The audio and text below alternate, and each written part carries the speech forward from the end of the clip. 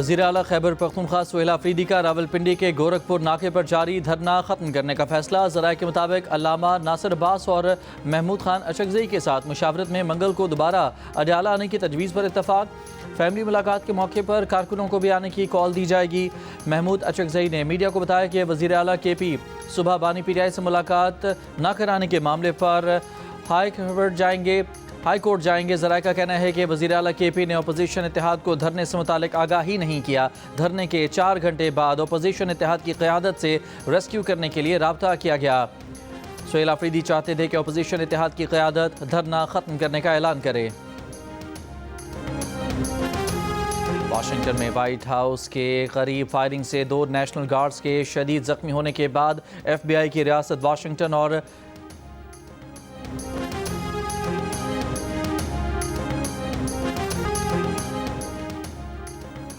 میں white house کے قریب فائرنگ سے 2 نیشنل گارڈز کے شدید زخمی ہونے کے بعد ایف بی آئی کی ریاست واشنگٹن اور سان ڈیاگو میں متعدد گھروں کی تلاشی۔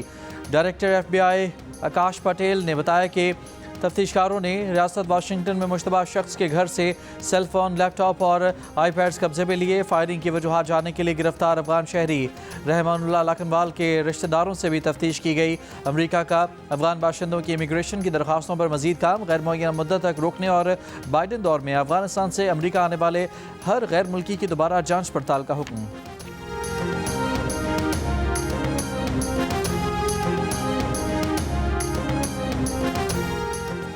ڈیرہ اسماعیل خان میں سیکیورٹی فورسز کی کارروائی میں 22 خوارج ہلاک کر دیے گئے۔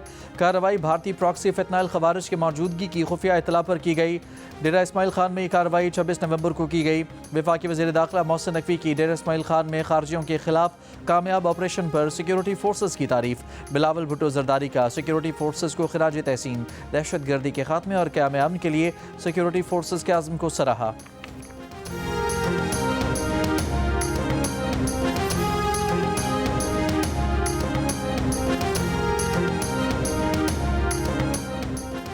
افغانستان سے تاجکستان کی سرحد پر ڈرون حملے میں 3 چینی شہری ہلاک ہو گئے۔ تاجکستان کی وزارت خارجہ کے مطابق 26 نومبر کی رات افغانستان سے تاجکستان کے جنوب میں ایک چینی کمپنی پر ڈرون حملہ کیا گیا۔ ہلاک ہونے والے چینی کمپنی کے ملازمین تھے۔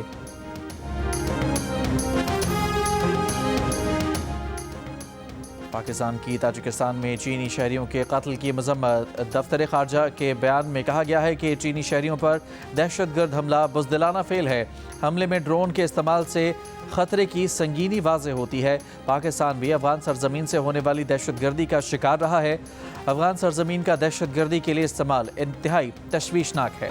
وفاقی وزیر سینیٹر ڈاکٹر مصدق ملک نے کہا ہے کہ تحریک انصاف کے رہنماؤں نے اگر بانی تحریک انصاف سے ملاقات کرنی ہے تو ہمارے ساتھ بات چیت کریں۔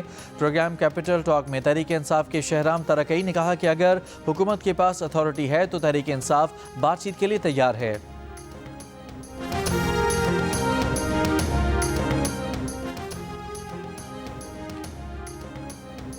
کراچی کے علاقے بلدیہ ٹاؤن میں شادی کی تقریب کے دوران فائرنگ، 1 شخص جاں بحق 7 زخمی ہو گئے۔ لاش اور زخمی اسپتال منتقل۔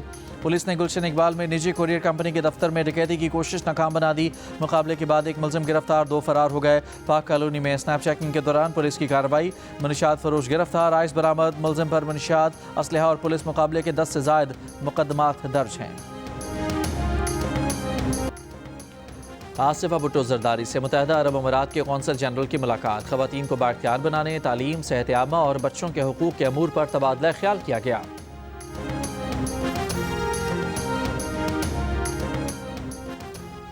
متحدہ عرب امارات نے پاکستانی شہریوں کے ویزے تقریباً روک دیے۔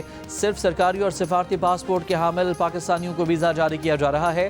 سینٹ میں وزارت داخلہ کے حکام کی بریفنگ، کہا ایک پڑوسی ملک نے پاکستان کی مہمان نوازی اور کھلے نظام سے فائدہ اٹھا کر جعلی طریقے سے پاکستانی پاسپورٹ بنوائے۔ کچھ ماہ پہلے سعودی عرب سے جن پاکستانیوں کو واپس بھیجا گیا ان میں بڑی تعداد ان افغان شہریوں کی نکلی جو خود کو پاکستانی ظاہر کر کے رہ رہے تھے۔ 61 ممالک میں 21,647 پاکستانی مختلف جرائم میں قید ہیں۔ پاکستانی پاسپورٹ پر متحدہ عرب امارات اور سعودی عرب میں پابندی لگنے کے قریب تھی۔ اگر یہ پابندی لگ جاتی تو اسے ہٹوانا بے حد مشکل ہوتا۔ دوسری جانب کراچی میں متحدہ عرب امارات کے قونصل جنرل بقیت عتیق رمیسی نے پاکستانی شہریوں کو ویزے جاری نہ کرنے کی خبر کی تردید کر دی ہے۔ کہا کہ 3 سال میں ویزے حاصل کرنے والوں کا اتنا رش نہیں دیکھا گیا جتنا اب ہے۔ عالمی منظرنامے پر بھارت کی ایک اور سبکی۔ بھارتی وفد آکسفورڈ یونین کے تصدیق شدہ مباحثے سے عین وقت پر دستبردار ہو گیا۔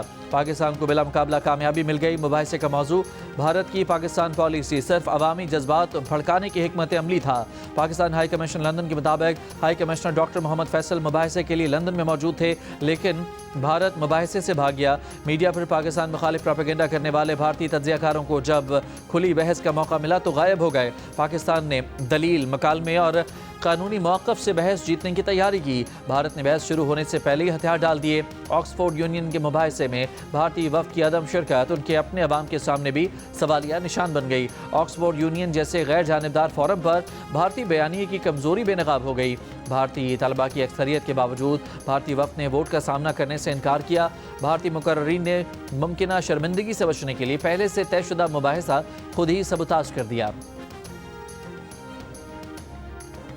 سکھوں کی عالمی تنظیم سکھ فار جسٹس نے سندھ کے بارے میں بھارتی وزیر دفاع کا بیان گیدڑ بھبکی قرار دے دیا۔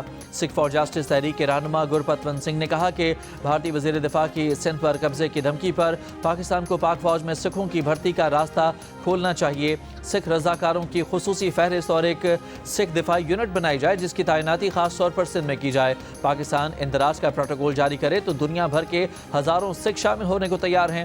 بھارتی فوج میں شامل سکھ فوجی بھارت کا ساتھ دینے سے انکار کر دیں۔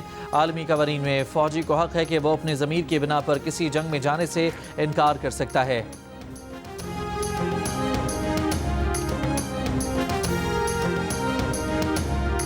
ہانگ کانگ کے رہائشی کمپلیکس میں لگی آگ سے اموات کی تعداد 83 ہو گئی۔ فائر سروس حکام کے مطابق 51 افراد موقع پر ہی ہلاک ہوئے جبکہ 32 نے اسپتال میں دم توڑا، 70 زخمی۔ آگ بجھانے کے دوران 10 فائر فائٹر زخمی ہوئے، 279 افراد اب تک لاپتہ ہیں۔ ماہرین کے مطابق ہانگ کانگ میں یہ گزشتہ 60 سال کی بدترین آگ تھی۔ مغربی افریقہ کے ملک گنی بساؤ میں فوجی بغاوت کے بعد میجر جنرل ہورتا انتہا نے عبوری صدر کا حلف اٹھا لیا۔ گزشتہ روز متنازع صدارتی انتخابات کے بعد فوج نے بغاوت کر کے صدر کو برطرف اور اقتدار پر قبضے کا اعلان کیا تھا۔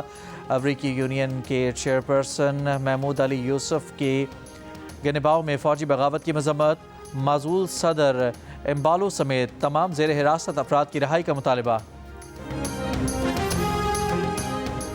اور سری لنکا نے پاکستان کو سنسنی خیز مقابلے کے بعد 6 رن سے شکست دے کر ٹرائی نیشن T20 سیریز کے فائنل کے لیے کوالیفائی کر لیا۔ سری لنکا نے پہلے کھیلتے ہوئے 5 وکٹ پر 184 رنز بنائے۔ پاکستان ٹیم 7 وکٹ پر 178 رنز بنا سکی۔ 3 ملکی سیریز کا فائنل ہفتے کو پاکستان اور سری لنکا کے درمیان کھیلا جائے گا۔